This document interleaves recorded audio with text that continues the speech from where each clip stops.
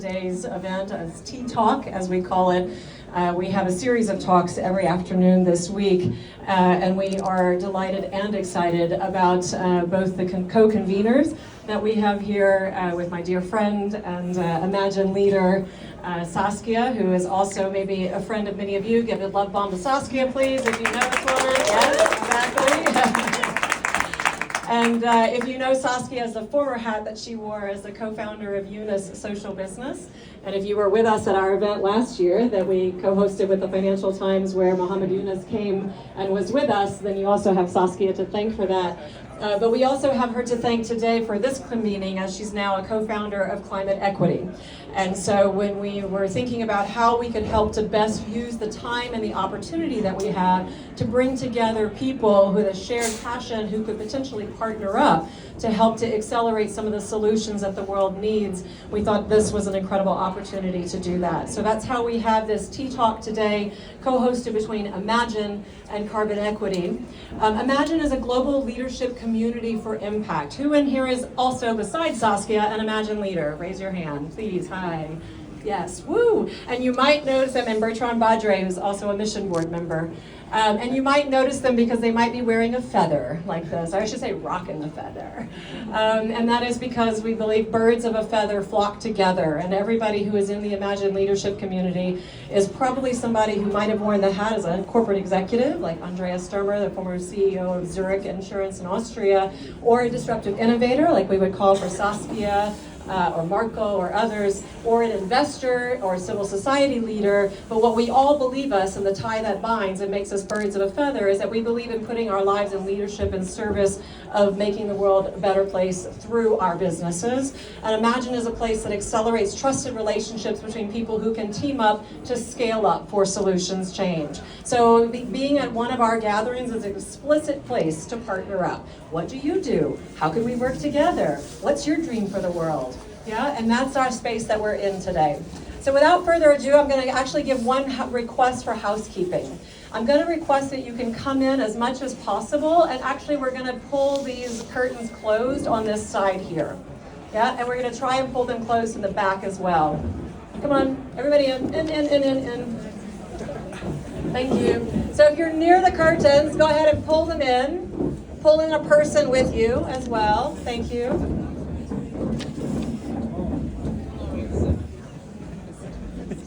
We're just going to create the room. We make room for each other. We create the room.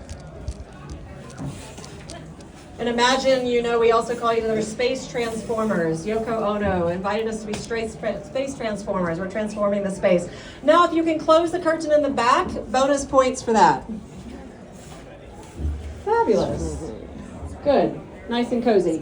One small problem is I think we closed out one of our panelists. Hi, come on in.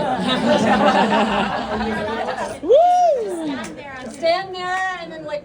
Saskia's gonna give you like a drum roll, like we're gonna applaud. You're gonna get the energy in. Just stand there and I'll put you on stage in a second. Just But not behind the curtain. Okay. Okay, ladies and gentlemen, now that we are all set, warm welcome to Imagine and Carbon Equity's event, and please a warm welcome for Saskia. Well, thank you so much indeed. I'm happy to see that this room is completely full, because obviously the topics that we're working on are extremely important, and yet they probably need a slightly different framing than they used to do, away from sort of the moral imperative to just like the technological imperative where we are right now and the economical imperative. So indeed, my name is Saskia Breuston, and I'm one of the co-founders of Carbon Equity. And I'm here on with my hat of being an Imagine leader, but of course also in the role of Carbon Equity. And I'm really delighted to have this incredible panel here, but I'll get you onto stage in 1 second and I'll introduce you all. So before that, I just wanted to quickly introduce what Carbon Equity is, because not all of you yet know what we do. But we're the world's most active climate tech fund investor. So in other words, we're a very specialized asset manager focusing on those important topics like the green transition, electrification of everything, decarbonization of industry, or whatever you want to call it these days. We used to call it climate tech. And have been investing in over 30 of those specialized funds over the last 4 years. So I've been very active. Next to the investments in the funds, we also make direct co-investments in some of the very best companies that our portfolio funds have, where they are the lead investors. So that's another area. And I think another point that's important about carbon equity is that we do have large family office investors, but we're also open for smaller investors. So our smallest investors can start with 20,000 euros. So we're democratizing the access to private equity in the climate space. So you should check us out, carbonequity.com. And that's it with my ad space here. I'm going to move on to the content because the topic that we want to talk about is incredibly important. We want to talk about how AI is fueling the green transition, which is not completely obvious. So I wanted to start with a little bit of a temperature check in the room. And there I have two questions. Question number one is AI, let's put it this way. Raise your hand if you believe AI is indeed fueling the green transition. I'll do that in a second. And the second one is raise your hand if you believe that AI is killing the green transition. So we get a little bit of a feeling of what people think here in this room. So let's start with the first one. Who believes that AI is fueling the green transition? Okay, I like it. And what about the people that believe that AI is killing the green transition? Also a few, and perhaps also some that believe both. Yes. Okay, fair enough. But that does say that I do have quite a techno-optimist crowd here, I would say, so looking forward to this conversation. And since this topic is obviously way more complex than this simple question, I brought the big guns in, and the big guns are right here left next to me. So I'd like to introduce my fantastic panel. Number one, I'll start with Paul Polman. So come over here to me, Paul. You can join me here on the panel. Paul, so apart from being a long-term friend, we became friends when I was still running Social Business, and he's been a fervent supporter of the work that we've been doing there. He's obviously an internationally recognized leader in sustainable business, has been writing a wonderful best-selling book called Net Positive. He's also one of the co-architects of the UN Sustainable Development Goals, through which we originally met, and obviously for a decade has been the CEO of Unilever, and as the co-founder of Imagine, not least but last, or the other way around, exactly. So Paul Polman, a round of applause for Paul.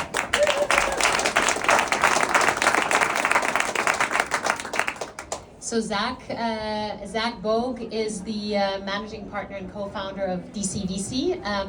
We're a very proud LP in DCVC and love the work that you're obviously doing. So Zach co-founded the company, has been running it since inception, and he's basically, and DCVC is one of the world's leading deep tech venture capital funds. They have roughly $4 billion assets under management for a deep tech early stage fund. I think quite a significant amount, something you don't see in Europe, unfortunately, but we have to work on that. And he brings obviously over 20 years of experience in Silicon Valley, and has started his investment career with small, cute little companies like Uber and Square and so on that he invested into, and now has been focusing on climate tech for a long time. Zach, give Zach a round of applause. Then we have Hans Kobler here over to my left. Hans is the founder and managing partner of Energy Impact Partners, also a $4.5 billion global investment firm based out of New York. They focus on venture growth, but also credit in the US, and so are a little bit further, have different stages that they're taking care of. They're investing both in the US as well as in Europe.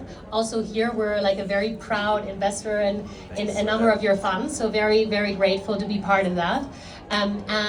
Before EIP, you've obviously been a veteran in this whole broader energy space. You bring, I think, 25 years of experience in the energy and climate tech space before, also with major corporates.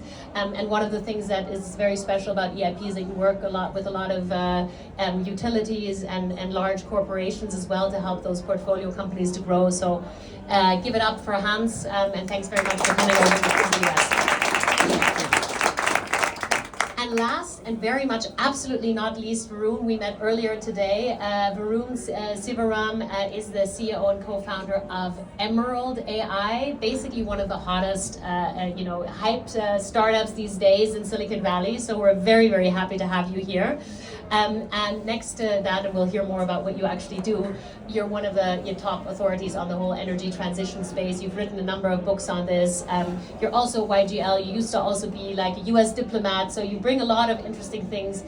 Used to run the strategy team of Ørsted. So you bring a lot of different perspectives to this conversation, so I'm really grateful to have you here as well. Well, big thanks, that's the panel. Guys, let's try and squeeze. I have all these 2-meter tall guys and a very, very small panel, but that's the more, the merrier. It's going to be nice and comfortable. Great. So we made it. So obviously AI is pretty much everything in Davos right now. If you walk down the promenade, there's, I don't think, any house that's not about AI. So I felt it's an important, it's an easy way to bring the green transitions topics onto the agenda here as well. But basically we've seen that the whole topic of AI has moved way beyond that technological race that we're talking to really having become more like a geopolitical race. Like, will US, China, or maybe still Europe play a role in the future? That's kind of the major, that's a major question that we're looking at. And we're suddenly recognizing that AI is actually significantly constrained. And that significant constraint is just the real world. And that real world is dominated by energy. So energy is suddenly not just at the center of the AI debate, but energy is really becoming the center of the whole geopolitical debate. And that's really what we're trying to discuss here today. At the same time, we're obviously seeing that AI, if you ask any person on the street, is seen as the major detriment to the climate transition. So it can also be seen as an enemy, obviously with the incredible thirst that AI data centers have, and of course the electrification of everything have as well. But what we're trying to discuss here today is, could AI really have that truly surprising factor of actually being the major fueler of the climate transition? So it's kind of a bold statement, so we'll see where we end out afterwards. Let's see if you guys still agree with this at the end of this conversation, but that's what we want to discuss. So I thought we'll start with the temperature check here also among our panels. I'll do it with the same temperature check that we did with the whole group. So who in the room believes that AI indeed is fueling the green transition? You can put your hands up. Ooh. Half, okay, interesting. And who in the room believes that AI is killing the green transition? Okay. Okay, interesting. And Paul, you're still debating? No, I'm not debating. Can't lose myself either. Do you have a, okay, we don't have sufficient It all depends how we're going to use it. So I'm not sure it's the main factor in driving the green transition. Mm-hmm. That's what the microphone's not working. No, The closer. mic's not working. Hold it closer. Closer. Well, it's working, but closer. So my answer is very simple. It's not going to be the main driver of the green transition. We can go into that. But it could be a component if it decides to do so. Yes. But AI is a tool. So the question really is, how are we going to use it? Yeah. And that depends. You use it good, as a force for good, you can get there. But it's a piece of a puzzle. It's not the puzzle itself. Yeah. No, that makes That's sense. why I think you see half hands and trying to figure out if they should be in their crotch or on their hands. Exactly. Well, maybe like I'll just do a very quick round. Like, I'll give you a sentence and I'd like you to complete it. In the AI era, the real constraints we are underestimating is.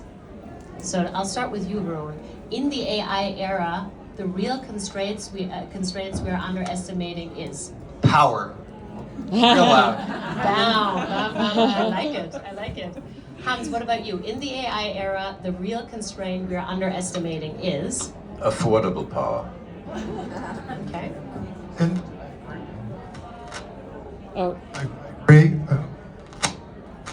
Sorry.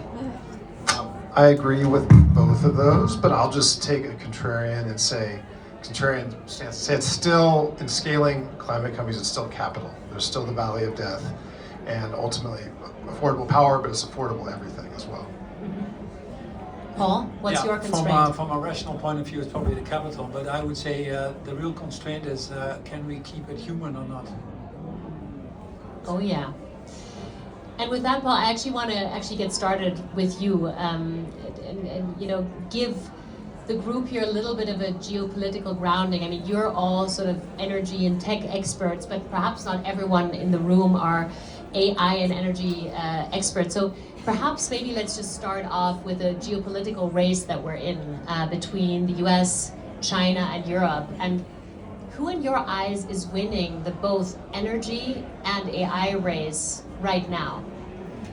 Oh, that race is still there, but I think China is in the lead without any doubt. We're looking at the energy conversion right now, and we've looked at 32 critical technologies, and you see China leading in about 26. You see where a lot of things come from.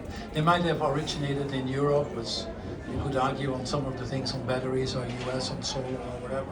But China clearly is in the lead on many of these critical technologies, and it's not anymore with cost optimizing or government subsidies. It's really backed up with a lot of technology and very smart people. We had a dinner yesterday night, and they were basically all from that part of the world, and what they're working on is just mind-boggling. You know, the people in Bogue were saying, you know, we were being accused of our battery not charging fast enough, so we made a battery that can charge in 5 minutes, and that battery is now taking over the market again. Or they said our cars, electric cars, are not going so fast, so now we have a car that can go 400 miles an hour. But it's just, you know, we like the people pushing back at us because we have a battery of people that enjoy, and we're an innovation company, we're not a car company. And so what comes from that part of the world, I talked to a 35-year-old that said, yeah, I Can feel everyone hear Paul? Can you hear me? Closer the Can you mic. speak a bit more into There the was a mic? 35-year-old sitting there, fluent English, because obviously he'd been to MIT and Stanford and all the schools in between. But so he said, yeah, you know, I failed because my father was a poor peasant, and he gave up 1 year's salary when he was 16 to get a computer because he wanted to start a computer company. But China wasn't ready for that, so he failed. But his father put a 1 year's salary in to buy his son a computer. Then he said, so I was always obsessed with China getting older and who was taking care of me when I get older, because now it's the next generation coming in. So I got into robots, but the market wasn't ready for robots. Government didn't really see that as a priority. So he said at the end of the day, I got into sensors, and because that was the next thing I could do next to robots, and I started producing sensors when I was at university. I said, that's great. He said, yeah, but I'm really unhappy. I said, why are you unhappy? Because I really want to make robots. So I started to make robots now again. And I said, but the sensors, yeah, I still have the sensors. I sell to Bogue and I sell to many car companies. I said, what do you mean? He said, yeah, we're the biggest seller in the world in sensors. The guy has 70% of the sensor market, billions of dollars of business, talks about it as a failure. And is less than 35 years old. I'm looking at the guy, and you know, there's the one who feels like a failure. It's probably me in the room. You know what I mean? And now he's going full steam into robots, and he's already one of the biggest in China in robots. Hasn't even been born yet. So this is what we compete with, and the hunger, and the way that they present it to you.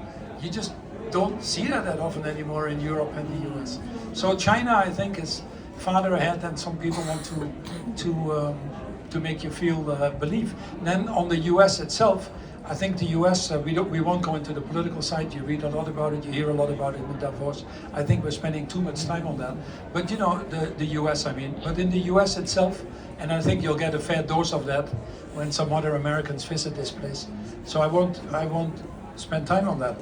But what is very clear is, although a president says drill baby drill, there's no drilling going on.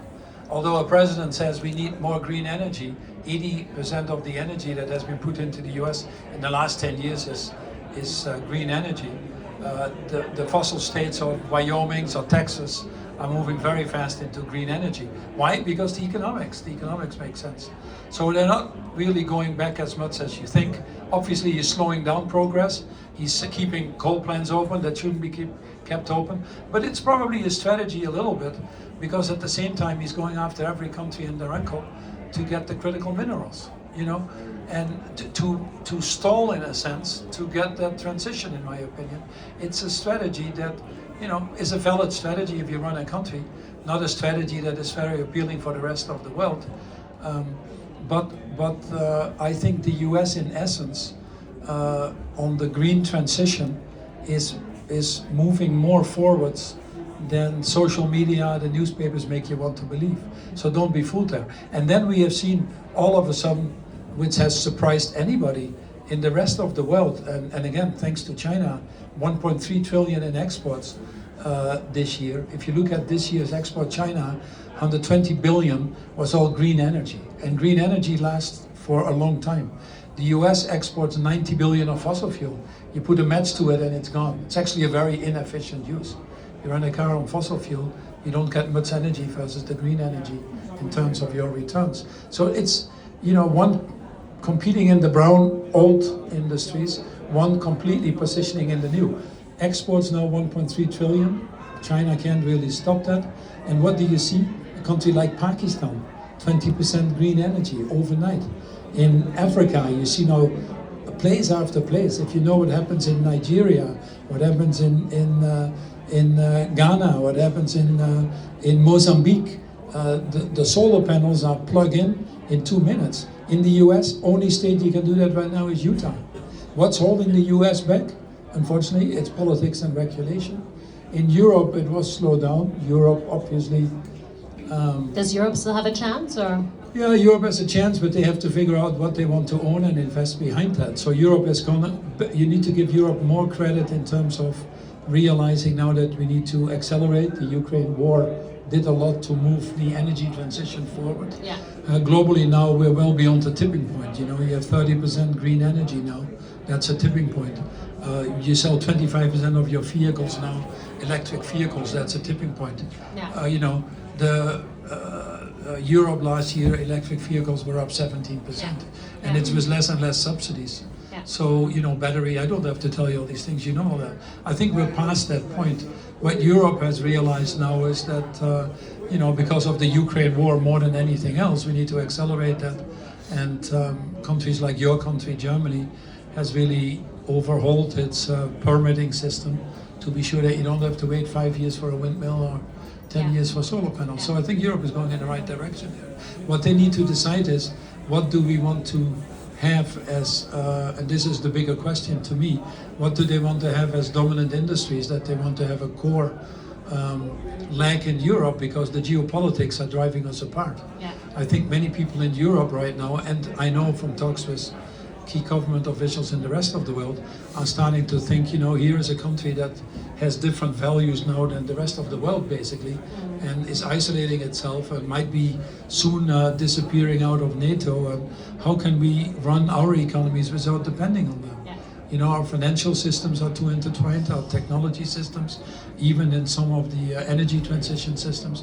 And many people are focused on, how do we become more independent? So I think you'll see that developing, which means it's good news for people investing against it, because these are enormous opportunities. The planetary boundaries don't lie. They don't care who's in the White House. So that conversion we need to make. If you believe it or not, doesn't matter anymore.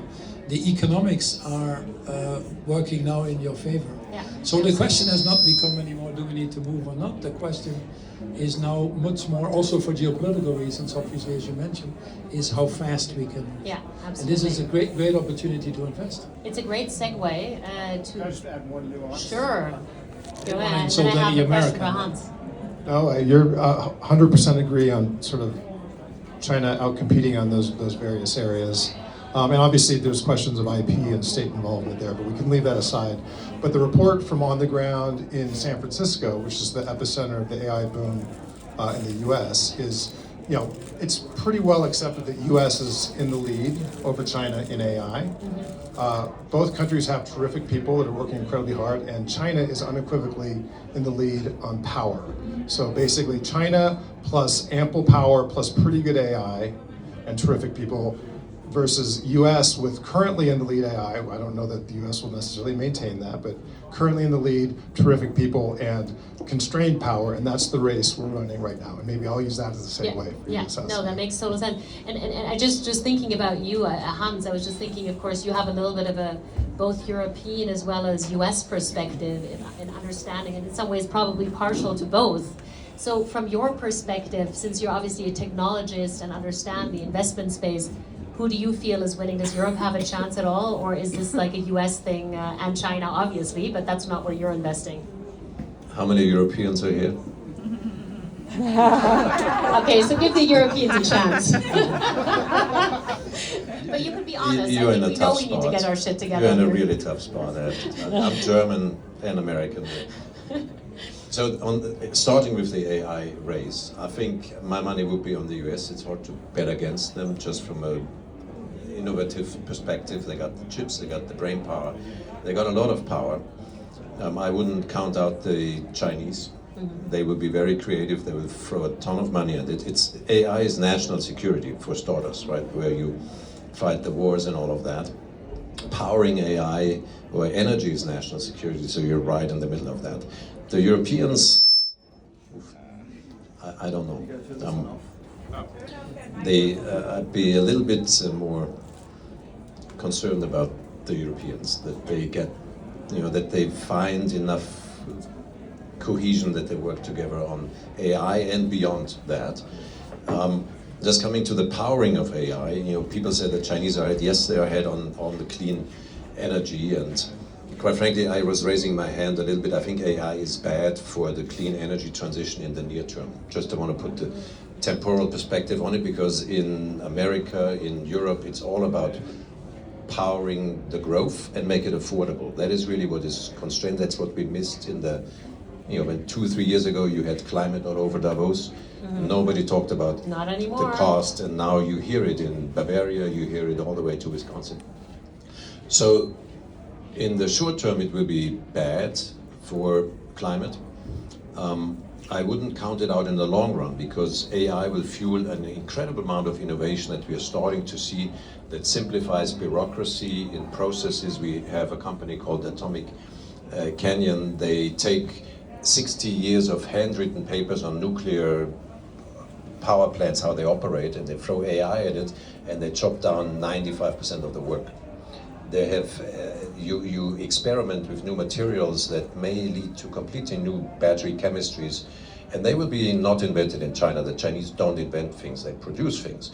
But the invention is happening in Europe. That's positive on the European side and in North America.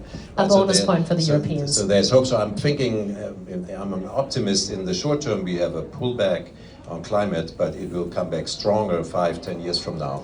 When we find new technologies that make a difference. And while you have the mic, since we have a dearth of mics right now, what are, like, as a technologist, sort of the main technologies that we need to develop and or just scale to be able to quench that thirst of AI? Can you, because not again, everyone knows all the details about grid flexibility, and so can you give a little bit like an overview of what are the building blocks that are necessary? Well, it's a longer list, because there's not one single answer to that. We need more generation. We probably have to double the electricity supply that we have today. And for 20 years it has been flat. In Europe it was coming down. We need to double that. The peak power has to go up 4 or 5 times. To build generation takes a long time, right? So you want geothermal, you want nuclear fusion, God knows what. It takes 10, 15 years to build those things. Yeah. Faster is to build wind and solar, so a lot of that is happening. Geothermal is happening. The cheapest way to do it is to create a smarter grid, a more flexible grid, to turn the customer load into a flexible load and say, look, you don't charge at 6 p.m. He will tell you about the data centers, turning them into flexible load. So that's the cheapest way to do it. Energy efficiency is the next cheapest thing. And then you have to connect the two with transmission distribution, which is a global problem. It's not a Chinese problem, because they can build those high power lines where they want to. If you are in New York or in Bavaria, where I am, nobody wants those things, and then you cannot connect the two, right? So you need a little bit of So you're more like we already have solar, wind, batteries. So you're more incremental innovation in the grid flexibility, etc. Is what you would we be have arguing for more. a huge deficit in the near term on powering those that load. It's data centers, but it's also EVs. It's in manufacturing, and the fastest way to do it is wind and solar, and then really making the grid smarter. Yeah. And that's where we put a lot of capital. You need the other things too, but they don't help you in the next 2-3 years. Right away. We have 50 plus utility investors. They have to double their capex the money that they invest, so it's a money problem suddenly. How do they get their capital at a reasonable rate? And when the rates go up, they have doubled in the last 20 years in America. The capex has doubled. Suddenly somebody will wake up and they will blame somebody, and they will always blame the utilities and the power providers because they messed up. And so avoiding that is kind of the near-term We'll come to priority. the social license to operate in a second. I want to pick your brain, but I do want to ask Zach, because obviously I think your approach is a bit more, Hans, is a bit more like, how can we take what we have, use incremental innovation, and thereby quickly get the energy that we need. And I think, Zach, yours is more like, okay, indeed, let's invest in some breakthrough technologies that are not there today, but that will significantly add to our power generation. But I'd love to hear what's your view on that? Yeah, so, well, 100% agree with everything Hans said about the grid, and we need to upgrade it and whatnot. But yes, at DCVC, one of the main things we double down on are commercializing breakthrough technologies, and these are companies like.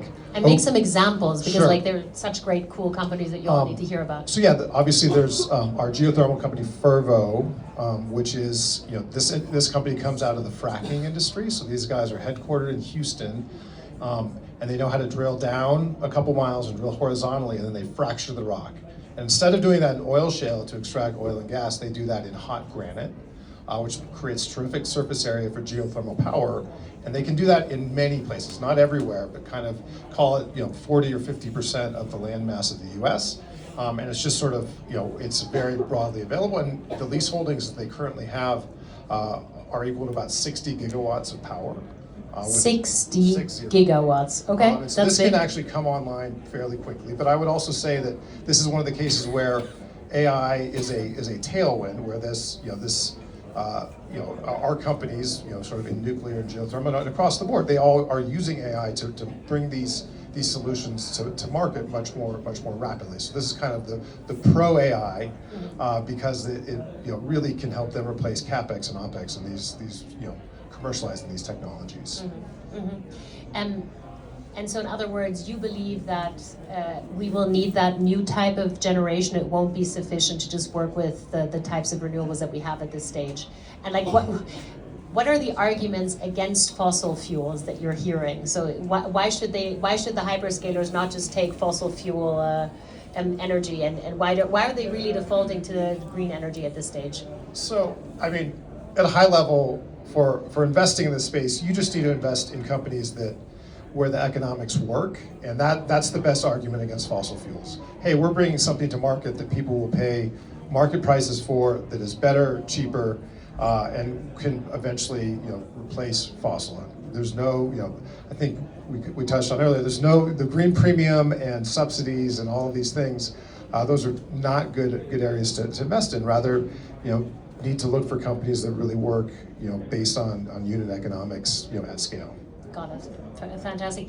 I want to jump to you, Varun, because I want to make this a very practical panel where people actually walk away and actually learn something new. So, Varun, I mean, you have, obviously, I just said you're one of the hottest startups now in town. You've only been around for 1 year, but you have a lot of awesome backers here. Can you perhaps explain to like an educated teenager what it is that you actually do? Totally. Look, We all know the prompting with AI, how it works, so like I'm just going to do that to you. that's a great prompt. Good prompt engineering. So I want to take us back to the topic of the panel, how AI can fuel the green transition. You guys may have noticed, I was in camp number 2. I said AI was killing the green transition. Yeah, right? I was surprised.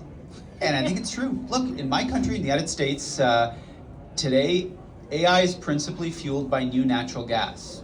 Around the world, AI will principally be fueled by either natural gas or coal, where coal is predominant, let's say India. And the principal reason for this is AI is an inflexible load. It has to be powered exactly when it demands energy, and its demand is unpredictable. I founded Emerald AI for a few reasons. I wanted AI data centers, or what NVIDIA calls AI factories, to be power flexible. First and foremost, because I think that helps us get more AI onto the grid faster. I think it helps to solve the problem Hans mentioned, which is affordability. I think Hans mentioned peak load is growing 4 or 5 times. If we can avoid growing peak load that quickly, we help save everybody money on their power bills. And I also founded it because I think flexible AI, flexible demand, can be one of the greatest tailwinds in the green transition we've ever witnessed. Let me walk you through all three of those. Yeah. Today, a data center runs a series of workloads, and it's sort of arbitrary when it will require electricity. A data center acts kind of like you or I act when we walk into a room. We turn on the light, and we don't think about whether now is the best time to turn on that light. But AI is a historically flexible energy source. It's virtually controllable. It responds instantaneously. It can move its economic activity from one location to another at the speed of light, connected by fiber optic transmission lines. And so Emerald AI is a software platform. We're backed by NVIDIA and many others. And what we do is we provide the enabling software to modulate the power draw of the data center. You can do this by slowing or pausing certain AI workloads, like a fine-tuning run of a model, or by moving AI workloads, like inference queries, from one location to another. We've demonstrated in 4 different commercial data centers, for example, with Oracle and with NVIDIA and with local utilities like Arizona's Salt River Project, we've demonstrated that AI can actually respond when the grid is facing a tough, stressed moment. 1 million air conditioners running in Phoenix, Arizona, we can drop the AI power demand by 25% for 3 hours. That result was just published in the journal Nature. Building on that, we believe it's possible for the next 1,000 AI factories to have this power flexibility. So we announced with NVIDIA that will be part of their new reference design for AI data centers going forward. And the first one of these in the world is going to come up this year in Virginia, 2026, the Aurora project of 100 megawatts. If you do this, and if AI goes from what it is today, 4 or 5% of America's grid, to 12% at the end of the decade, to 25% a decade from today, the greatest new user of electricity we've ever seen, you've got 2 paths. The path where AI is the villain, it raises your prices, it increases peak load 4 or 5 times, and it fuels a brown, dirty set of energy sources, or a different path, where it's flexible, where it avoids triggering new, expensive, and lengthy grid upgrades. It can connect immediately, so America competes and Europe competes today, whereas China has 400 gigawatts of spare capacity by 2030. We can compete by harnessing the spare capacity on our existing infrastructure systems. It lowers prices, and oh, by the way, flexible demand makes it easier to bring clean energy sources onto the grid, because with a little bit of flexibility, you can tolerate variable intermittent sources of energy, whether it's solar and wind, and the sources we also heard about earlier, the geothermal, nuclear. So this is the moment where you kind of get a win on all fronts. You're competitive, you're a hawk for national security, you win on AI against China. I want to be very hawkish here. You better not lose. And you lower prices and advance the green transition. You can kind of have it all at once. That's why we founded the company. Amazing. So now we know why you're the hottest startup in town, because you are tackling a very big, important problem. So, I mean, I was reading an article about you where it says, well, Varun basically does all this AI stuff and at the same time ensures that the data centers and also the utilities still keep the license, the social license to operate. And I think you just alluded to much of it, but explain again once, like, how you manage to ensure that those prices are kept at the low point. Maybe you wanted to add 2 more sentences about that. Yeah, just very quickly, and thank you guys. On the one hand, it's really important that we protect the integrity of these AI workloads. Look, AI is the most economically important activity in human history. I don't care if you think that asking ChatGPT to draw you a picture of a cat's not very valuable, because for every cat query, there is a scientific laboratory trying to solve a protein folding model. AI is extremely valuable. You don't want to have to curtail it when you don't have to, right? So we do our best to ensure the integrity of the high priority AI workloads. And we've worked with Oracle, we've worked with other parties, EPRI, for example, to demonstrate that this is scientifically possible. While at the same time, you want to save communities money, which means when an AI data center comes to town and it says, hey, I wanted those NVIDIA Emerald flexible data centers, I will flex down when you need me to. That's the utility signal to say, aha, I can connect you without having to trigger an expensive and lengthy upgrade. So we're trying to match a dual objective, protect the AI integrity, while at the same time protect the rates for communities and the reliability of the grid. That's the win-win-win. That makes sense. And Hans, you work with a lot of utilities that obviously are exactly, as you said earlier, the ones that are always being blamed. So what are the smartest folks doing to actually not be blamed? Is there anything else we can learn from those folks? So coming back to the original I'd love to hear theme, your view also, Paul, later. you know, it's a lot has to do with pricing. You shift demand by pricing. We invest in a company called GridX. They allow the utilities to change pricing by time of day, depending on the load profile. That's one big push. They charge a lot of the data centers more right now. That's what they do. We invested in a company called AssetCool that is allowing to flow more electrons through existing conductors. So a lot of technology adoption that is happening there. And they seek collaboration with their partners. So it used to be very isolated. Today, they sit down with the data center operators, with the Microsofts of the world, with the other industrials in the world in one room. Many of them are investors in our fund, and they say, look, how do we turn this data center online? Maybe it's not 24/7 running, maybe it's not 24/7 clean, and I complement it with smart technology like Varun's, or we have a company called Enchanted Rock. They use backup diesel, replace backup diesel generator with cleaner gas, not perfect, but cleaner. And they run that to do peak shaving, or to allow to chop off 1 or 2 years of the connection to wind and solar. So they are much more open, and utilities are not the most. Nobody gets a big award for being the first one to try out something. Everybody gets killed if you fail, right? So they're a little bit more risk averse, but they are becoming more innovative along this journey. Yeah, makes sense. And maybe Zach, I want to have one more question to you, and then Paul, and then I also really want to move into questions because I'm sure this room is like full of great questions. But Zach, obviously, with DCVC, you do work a lot with those major hyperscalers, and they collaborate with many of the companies that you're working on.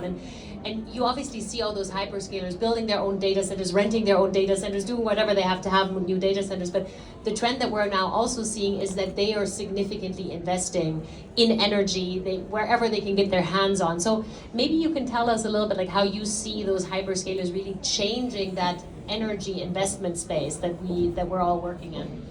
Sure, that's sort of another reason why I was held my hand up on AI as a tailwind, where yes, there's now sort of the bring your own, where they're saying that will require data centers to bring their own power, and honestly, you know, I've been a supporter of nuclear energy, you know, for most of my career. There's been a sea change in the U.S., largely driven by the hyperscalers needing every source of power they can find. This is restarting retired existing reactors. This is you know, extending the life of the reactors. There's sort of there's no other available power, you know, from you know, at some point. It really provides a tailwind for these, and that's really a boon for an early stage startup, because as I said, sort of capital is the constraint. As an early stage startup, you really need a lot of capital, and you know, hopefully most of that doesn't come from equity dollars. And how do you unlock lower cost of capital? It's by partnering Revenue? Before that, don't get bogged down in the core concepts of revenue. I know, it's so No, I'm joking. crazy. Maybe pre-revenue, how does a small startup get project finance that's lower cost of capital? They use it by by sort of using the credit of their biggest customers, right? So the hyperscalers will sign a contract, even pre-wire funds, and then you can take that contract, a take or pay contract, PPA, what have you, and use that and show that to lenders or project financiers, and use that to unlock the capital. So that really is sort of another big tailwind. It's the hyperscalers, you know, sort of enabling these early stage startups to get enough capital to build this equipment they need to build. Yeah. So I mean, that is sort of the exciting thing, how that really, this additional level of investment from the hyperscalers is really driving so much innovation in this space. And just a fun example. So this was the beginning of this wave. This was sort of for one of my advanced nuclear startups. We were at the board meeting and they said, oh, we just got a binding LOI from one of the hyperscalers. And then all of us at the same time said, whoa, there's no such thing as a binding LOI. What does that mean? And then they said, well, before we even signed it, they pre-wired $25 million into our bank account. And so I guess it is kind we of said, binding. no, we're like, okay, that counts. That counts. And that just shows you the just the vivacity of demand for all of these new power sources. Yeah, okay, that's amazing to hear. So perhaps again, finishing off with you, Paul, and then I want to do really move to the to questions as much as possible. So I think, I mean, you've obviously seen this whole, you know, the climate action years ago when it started with the moral imperative, and then, you know, it became a political imperative, and all of the geopolitical powers were like spending gazillions in governmental subsidies to like make this sector grow, and now obviously it feels a little bit, to a certain extent, that at least in some regions the political pendulum has pretty much swung. But it feels that, I mean, I'd love to hear what you think is the silver lining. I think I guess to a certain extent you already alluded to the fact that now it's economically viable, but I'd love to hear your view of, will we be able to, in the grander scheme of things, move the climate agenda fast enough? No, the issue right now is not that we're not moving in the right direction. Last year we spent $2.4 trillion on the green transition, and that was up again 20% versus the year before. There's only one country that is an outlier right now, sadly enough. Again, as I said, climate change doesn't care who's in the White House. Sorry, can you get your mic even closer? As I said, climate change doesn't care who's in the White House, but broadly we're moving forward. What is being slowed down right now is you need cooperation beyond borders, and that requires governments to work together. This is not an issue that can be solved by any government alone, and there are deliberate attempts to use a geopolitical power play to derail some of that progress. In the global negotiations, I don't need to go into that, in the negotiations between countries, and that's just beyond what we've ever seen. And that's very difficult for business to deal with, and some businesses have taken a little bit more of a careful position in this transition, even though they were more overtly speaking out why it is needed and how we need to do this together and why it's important to invest behind it. And so I think we are losing a little bit of speed in this at a time that we need acceleration. Yeah. So that's why we're off, and that's why carbon emissions are still going up. Yeah. Now, the good thing is that these major companies that built these data centers have made commitments. They want to stick to these commitments, so they're figuring out what to do. And you know, first of all, AI itself, we did some studies on that. 3 to 5 gigatons can be taken out of the emissions thanks to AI, because we're making decisions that are smarter. So overall, good use of AI will help you on, even though you might have a short-term investment that needs to be made in energy. In fact, all the incremental energy that has come on stream, unfortunately, we haven't been able to reduce our emissions because it has basically been incremental because of these data centers. But at the other hand, that enormous demand has shown the weakness in grid systems, and investments are coming in. Storage systems are moving faster. Resilience is being built by companies like this. So this enormous demand for energy from these data centers is probably putting in a more robust infrastructure at a speed that is probably faster than we otherwise would have been able to do. So, and then the companies itself that are requiring this energy are making, you know, looking desperately for offsets. They know that even if you need to do it short term with coal, or if you need to find gas or other things that you might justify short term to keep the shop running, they also know that that's not a long-term solution. They also know that they don't want to be part of a bigger problem. There are consumers out there, there are countries out there, there are others, there's legislation out there, there are children that they have, and the list goes on. So they're desperately trying to buy offsets. So we see the market for nature-based solutions actually increasing. The last deal, I think it was Microsoft, was Indigo, accelerating regenerative agriculture, or restoring biodiversity. So they're desperately looking for offsets, and this market is a side market, we're not talking on this panel, is actually starting to pick up. Now, and nuclear, for example, or other options of fusion technologies would not go so fast and get that attention if we wouldn't have that pressure in the system. So I find that pressure healthy. What I actually hope for, that one morning I will wake up, and I know these guys live in the US, so they're obsessed with beating America, with beating China. I frankly don't care that much about that. We can talk that separately.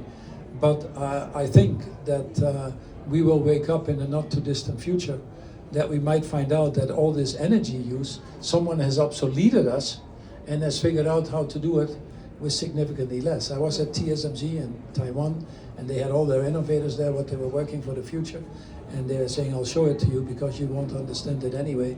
But one of the things that was very clear to me, that these people quickly understood that the main thing they're working on is how can we get this energy use and get better performance. So if that breakthrough comes through, like we got this little scare on AI the other day that didn't turn out to be what it was apparently, but I think we will see technology coming in that will require significantly less energy. And then all of a sudden that energy is freed up for the green energy that we need to accelerate the obsolescence of where we now use fossil fuel. And that might be the biggest step change we see. And then we say, thank you very much. We didn't see it coming, but we certainly appreciate it. And we might be even back on track to get close to the 1.5 degrees that we like to stay on. Let's cross our fingers for that. That's a good end sentence and hope. So, last thing.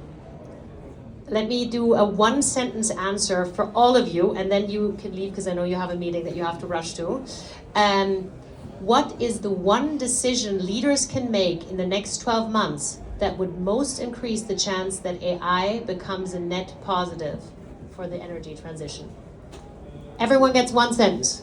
What is the one decision that leaders can make? Because this can hopefully inspire some of the leaders in the room to do something. So what's the one thing you can do in the next 12 months that would increase the likelihood of AI actually really become a net positive for the energy transition? Since you have to leave, you're going to be put on the spot first, Varun. Sounds good. Local, state, and national regulators should create a fast track to connect data centers that can be power flexible in their energy consumption. Wow. Okay, let's see if anyone is as eloquent as Varun. Hans. Yeah, you put me on the spot. I want them to use AI because it will accelerate the thinking, it will accelerate research, and it will accelerate sorting things out, and we can build things again because we will have to build a lot of things, and nobody wants to build it, and that will accelerate it. Fantastic. Zach, one sentence. Can you do that? The governments need to fix permitting in the U.S. We need to be able to build new geothermal, new nuclear, new transmission, new grid equipment, and that unlocks AI usage. Makes sense. And Paul, the last in I one very sentence. simply link it, and you do need government, but link it to green energy supply. Yeah. And then you figure it out. If you just say these are the boundaries, these guys are smart enough to get it figure done. it out. But give them the boundaries. Don't accept. We frankly can't accept more of the bad stuff. So just forget it. Does that realistically happen in the U.S.? No. But that would be the biggest thing. Yeah. And it's actually sad in the U.S. That's more than It's one actually sentence. no. It's actually sad in the U.S. that the energy companies are spending a lot of money to actually slow down that conversion. Yeah. It's actually sad that you have to live in Utah to get your solar panel to be connected to the grid, and all the others are spending a shitload of money to prevent that from happening. Yeah. I mean, it shouldn't be possible in today's world. It's just crazy that we're even talking about it. Paul, I want to still, I think there are many people dying. Varun has to leave, and many people dying to ask, we can do maybe 2 or max 3 questions, and then we really need to wrap up. But is there anyone dying right now to ask a question? I'm going to come closer, because it otherwise seems like. Yes, Jochen can ask a question. And say who you're with if you ask a question. Yes, please do. Thanks for that aid. You're on camera. I'm Jochen Wermuth. We have a venture fund called Green Growth Fund. My key question is, in Germany we're now thinking that, or our minister thinks that there is no such thing as free sun power, but you pay 5 cents for renewables, then you need 10 cents if you build the grid, and 10 cents for storage. If, however, we use green hydrogen, the upgrade of the gas grid would just cost us ½ cent, and the storage upgrade would cost us ½ cent, be much more competitive.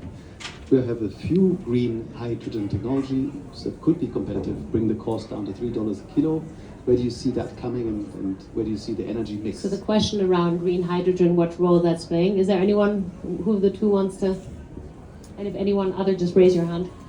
So I think green hydrogen is one of these technologies that make a ton of sense on their face, right? But there's, I think physics is not on the side of hydrogen. It's a very difficult molecule to work with. And I'd also say it really hasn't borne out. So it's a confluence of factors, and probably Hans knows a little bit better sort of those factors, but it hasn't borne out, and it's very tough. And thus far, the best business model we've seen, and this is sort of more in the SAF side of things, is produce a lot of green hydrogen and then attach a hydrocarbon to it to make it useful. So basically, we already have existing infrastructure meant to deal with this, and that thus far, that's sort of the best use case I've seen. And this sort of is my, to your question about examples, my portfolio company 12 turning on the world's first eSAF company, as we speak, which is pretty exciting. But then that's just, they're producing jet fuel, with their green hydrogen. That just goes in trucks or pipelines and into airplanes, and you don't have to do anything with it. So that's my best answer. Anyone Fantastic. I saw So you I had do you want to add? I just want to add, I do agree with the Germans to think about the total cost, right? Because it boils down to, for the clean energy transition to be successful, the unit economics have to make sense.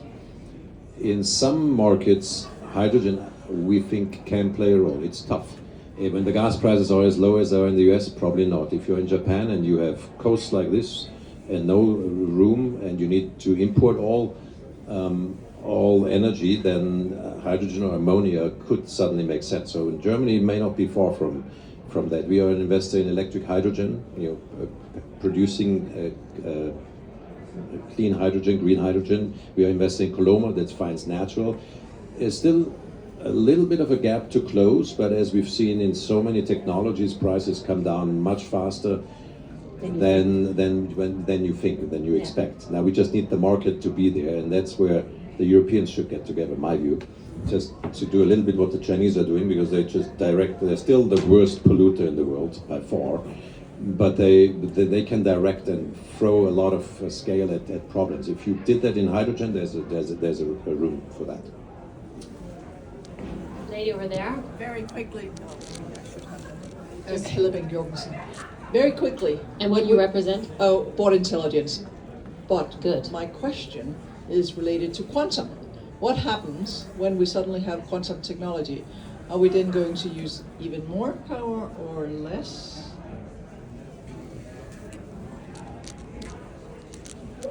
Who wants to take that one?